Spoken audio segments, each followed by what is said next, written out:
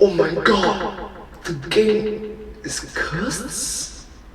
Petscop.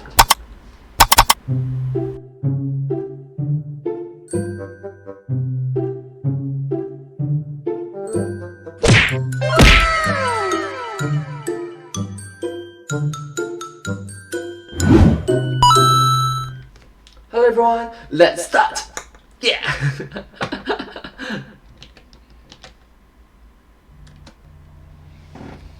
Theory to Internet Game Hello. Theory welcome Internet Hello Game. Hello to Internet welcome Theory Game. Hello Internet Game to welcome Theory. Hello Internet, welcome to Game Theory. Oh, finally it's got it correct. Why is it so weird? Is it like AI version of Welcome to Game Theory? Where we've finally finished our long Easter egg hunt. Earth Game Theory. Petscop. It's been about 4 months since we last covered the horror Let's Play Petscop, and it's been even longer since we got ourselves a new episode. That was until this past Easter, where we got not 1, not 2, but 5 new uploads. Nearly a quarter of this entire series, all in one day. Let me impress upon you how unusual that is. Petscop is a creepypasta in progress, a giant murder mystery unfolding via a YouTube Let's Play of a fictional PlayStation game that may or may not be haunted by the souls of the dead. And it's been telling that story very, very slowly, uploading like 1 video every 4 months. So to suddenly get 5 in a single day is unusual, to say the least. Needless to say, that is a whole lot to unpack in a single episode, even if a solid minute and a half of those uploads is dedicated to just this.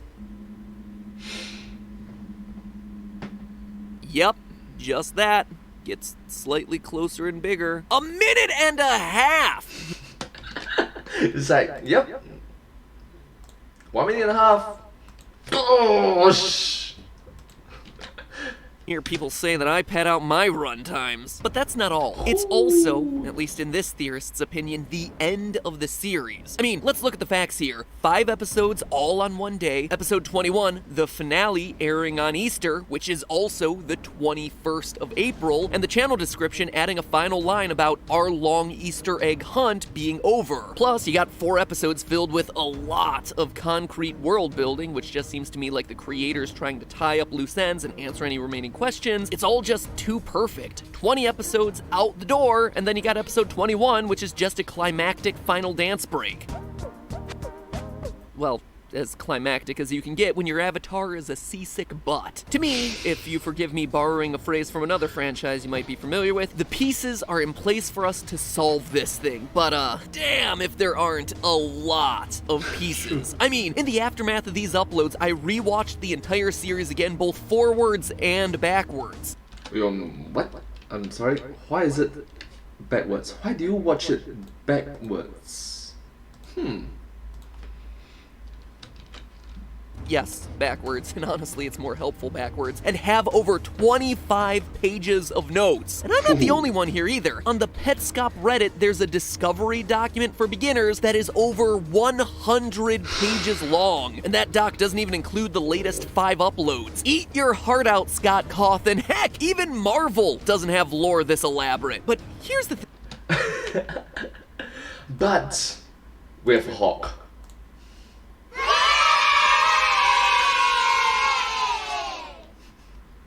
Puny God. Oh.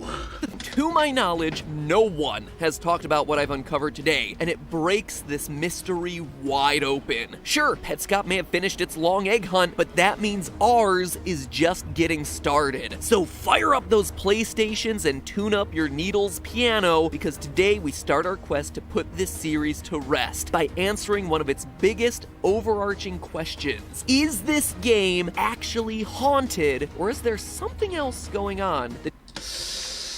Interesting. Is this game actually haunted? True answer lies in these 5 new episodes and in deciphering the 200 separate save files that exist buried in the game's code.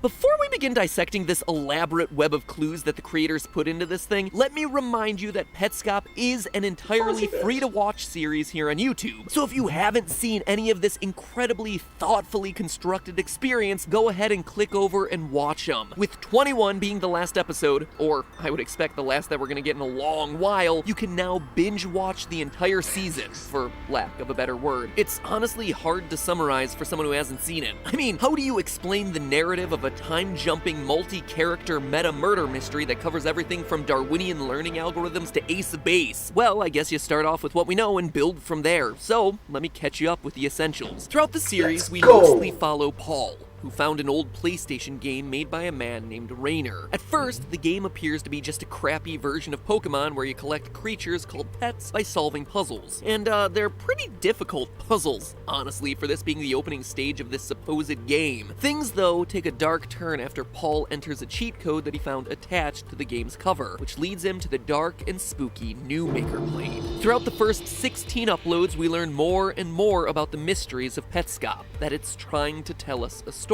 A story of Mike Hammond, who died as a child. A story of Care, a girl who was kidnapped and trapped in a school building for 5 months by her father. And the story of Care's father, Marvin, who, in addition to being a kidnapper and serial abuser, also appreciates the finer things in life, like windmills, pianos, and well-groomed eyebrows. He also might have, most definitely have killed his childhood friend back in 1977. But what exactly happened to these three, and how Paul fits into it, is the mystery that we've been trying to solve since my first theory on the topic. But this series of convoluted riddles starts to break open with the help of the sound test menu. You see, sound tests are where developers have been hiding some of their coolest and most nightmare-fueled secrets for years. You think that the new Sonic design for the movie looks disturbing? Ha! Then you have never seen the secret hidden in Sonic CD's sound test.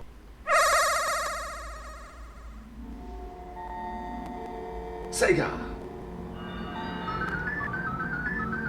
Ugh. The Japanese that you see on screen translates to infinite fun. Sega, what were you taking? Anyway, Rainer apparently had a similar idea when he was programming Petscop, hiding a secret back-end menu through a similar sound test code. In Petscop 17, we see how it's unlocked. By selecting the sound effect of Care saying bye-bye, Bye-bye.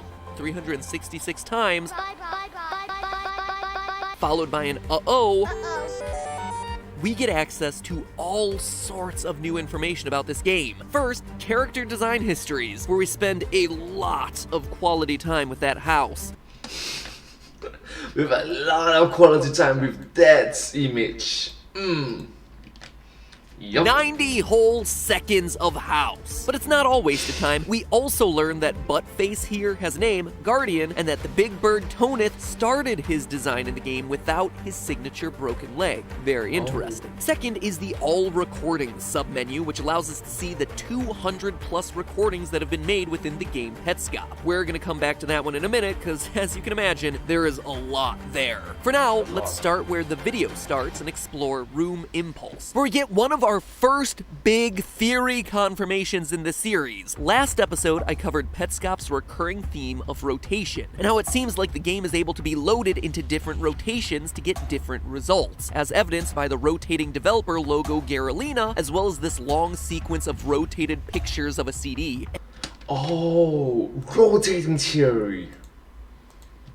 And sure enough, Room Impulse confirms exactly this, as we see the dial in the bottom left-hand corner of the screen flip through dozens of different saves, each one highlighting the various guardians and the path of their movement throughout the house. With each and every click of the dial, we see a new iteration of playing the game. Put a point in the Theorist win column. Yay. But just by watching this sequence, you immediately see that some of the playthroughs are terrible. Like this guy, who just stands behind the TV the entire time. Or this one who just keeps walking into the wall. The movements seem completely random. It's like these people have never even played a video game before. And that's because A, they haven't, and B, they're not even people. What we're seeing here inside the house is a guided learning algorithm. Basically, it's an AI that's training itself.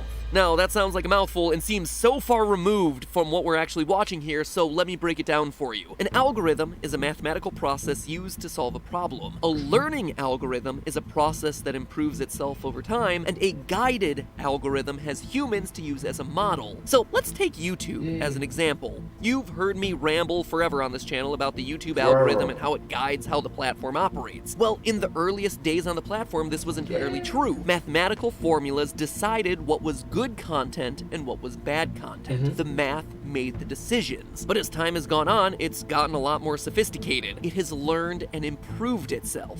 Well, improved is a relative term, but you know, it's grown and it's matured. It's also a guided system. It takes input from people, say the way you navigate through the site, what you watch versus what you don't watch, the way manual content flaggers working at YouTube flag content as mature or not, or clickbait or not, or demonetize it or not, whatever, and then it uses that information to shape the way the algorithm behaves, producing a guided learning system that more accurately demonetizes your videos generation after generation. And I'm not using that word lightly, not a demonetization. Generation is the word I'm talking about. When programmers talk about teaching AI, they speak about it using the language of evolution, with terms like natural selection and generations. For an Natural selection and generation. Interesting. incredible example, and honestly one of my favorite channels on YouTube right now, check out the channel Code Bullet, where he talks about the process of teaching AI to play video games like Flappy Bird or the world's hardest game, all using genetic algorithms. Each generation has hundreds of players unleashed onto the board. The one that performs the best is selected and allowed to reproduce, and over time this gets more and more refined until you finally have one that's able to get the desired outcome, in this case, beating a level. And again, listen to the way that he speaks about this process. So each generation contains 700 players. There's that word again, generation. And what do we have on the Room Impulse screen? A generation selector. For the scene that we're watching in Petscop 17, getting through the front door is the desired behavior for this round of AI. That is the selection mechanism. And then what do we see once we're outside the house? 5 of the subjects from Generation 10 escape. Hop on over to the All Recordings menu, and what do we see over there? Again, 5 save files from Generation 10. The game is being used to train an AI for something. But what? We know that Petscop describes itself as a growing organism, and we've seen that it takes note of its users' inputs and then plays them back as recordings. We saw this back in Petscop 13. Quote, your controller inputs will be useful, but your feedback will be more useful. And looking back through the All Recordings menu, you can see that in the earliest days of the game, it appears that Rainer got about 42 or so test players to feed the game with information about how real children behave, how they would play in this game world. But this concept of genetic algorithms looks like it started to take over around the time of Marvin's. Wow, it's getting really dark. That playthrough of the game. You notice a sudden surge in the number of auto-generated save files as the algorithms cycle through hundreds of iterations of play. Marvin's playthrough, though, also coincides with the disappearance of Care, around the days that she was kidnapped. Notice Rainer's text box in episode 20. Hi Marvin, Rainer here. I'm writing this on July 10th, 1997. And Care is still missing. But also notice that it's an auto-saved file set on a different generation than the playthrough that we were just watching Marvin play through, indicating that this person on screen actually isn't Marvin anymore. Instead, it's an AI recreation of Marvin's playthrough. Look at how Rainer speaks in his text box. This model of a brick building should be familiar to you. Where is this building? Either Marvin has himself amnesia, or Rainer is trying to train the AI using important objects from Marvin's memory. And that brick building isn't the only one he uses. We see our little AI observing important places from Marvin's past. His house, the school building where he kept kids imprisoned, the windmill from his first crime. We also see the AI getting exposed to what Rainer calls caskets, all the censored items from the previous installments in the series, each one relating to Marvin's relationship with Care. Things like a vase and a piece of Marvin's bedroom. It's like training a dog to smell drugs, or a pig to smell truffles. These objects are all giving the AI the scent of Marvin. Oh, the sense of that individual.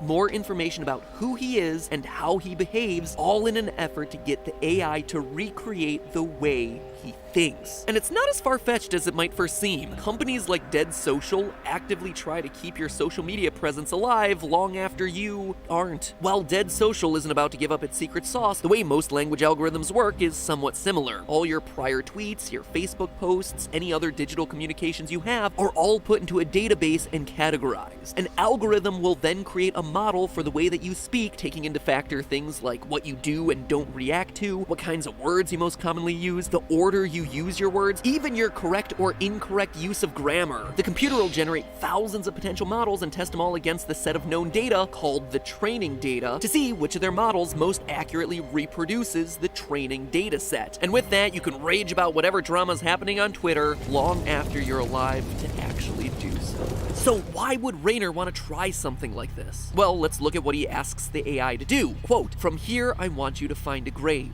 It's unmarked, of course. That's the trouble. Sure. You're the only person who can find it." Now, think about this. Marvin is a serial kidnapper, abuser, and potential murderer. A girl went missing with him decades ago. Mike may have been one of his victims, or at least he suspects it, and suddenly Care winds up missing. It's suddenly a race against time to find her before it's too late. Now, Marvin would never give up the location of his crimes, but an AI thinking like him would, or would give up the evidence needed to convict him. In a way, Marvin is being reborn in the game through this sort of genetic algorithm.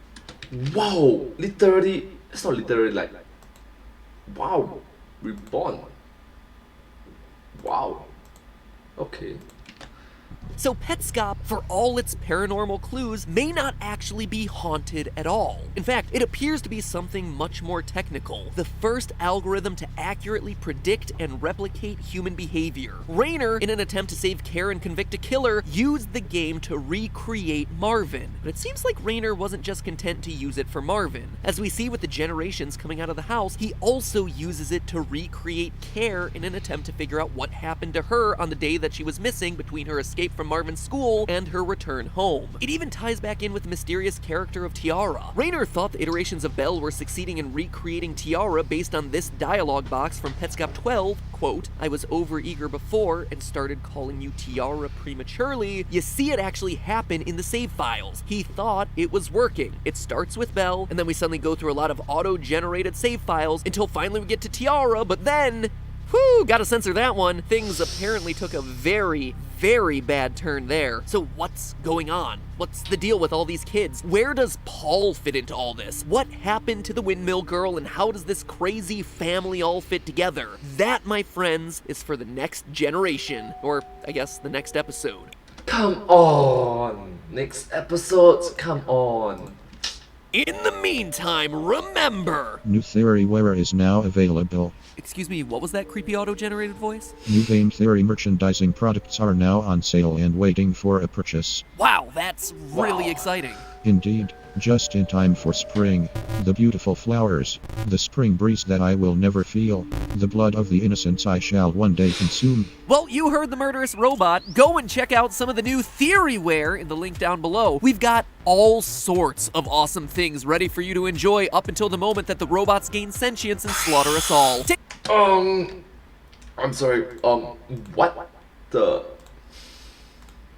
Take, for instance, this Theorist Player's Jacket. Not only do you have awesome details like the logo and the words Game Theory sewn into the jacket itself, but you also get these thumb holes, baby. After seeing so many of you wearing your hoodie sleeves over your hands in person or in fan art, we actually built the sleeves to be just a wee bit longer, so now you can slide your hands right into the slots. Introverts, a jacket especially for you. But now that you have yourself a cool jacket, what do you wear underneath it? Well, two options. First, this Theorist Pride t-shirt for the ladies, or heck, for the men too. MattyMoo2 here on Twitter looks great in his new purple Theorist Pride shirt. Looking stylish there, buddy. A purple t-shirt complete with cameos from Cat Pat, Peepachu, and a nice contrast ring-reinforced neck and sleeve. Or, if purple isn't your color, or you're not as secure in yourself as MattyMoo2 over there, try this, the Code Breaker, a super soft 3-button Henley shirt with details printed both here and here. And how many other shirts do you own that have Easter eggs eggs and mysteries built right into the fabric. When it's a shirt designed by Team Theory over here, it is a shirt that does. Here, you got the binary password along the back collar in shiny silver, and a little code along the bottom in an alien font. Can you decode the mystery? It's a shirt and a puzzle all in one. So now that you got yourself a shirt, or heck, 2 shirts and a jacket, what do you wear under those? Well,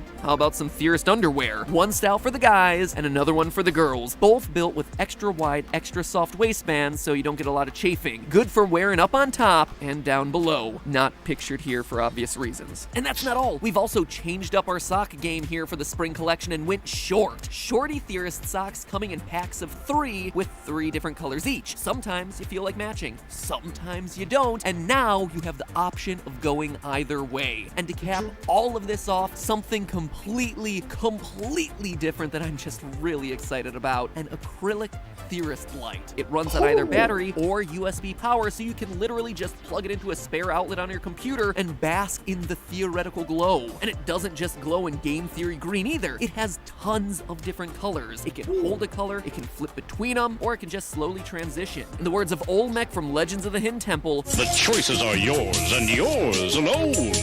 But every choice is going to be oh so right.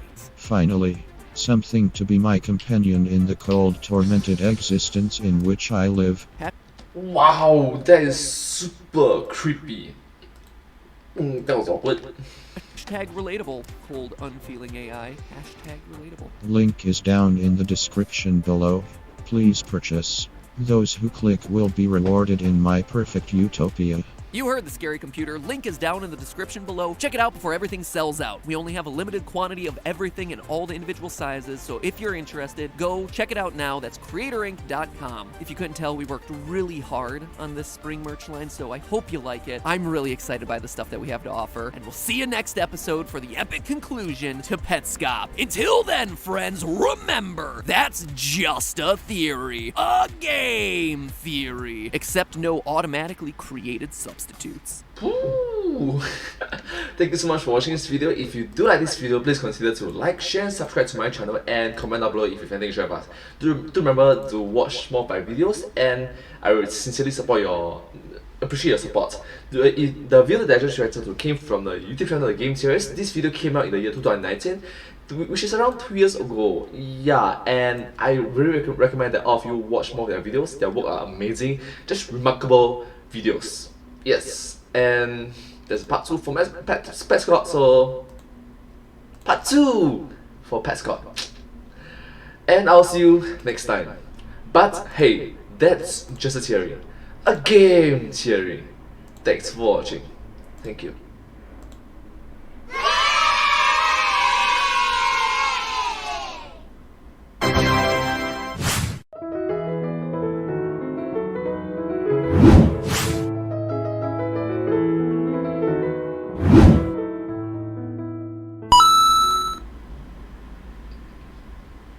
Petscop part 2?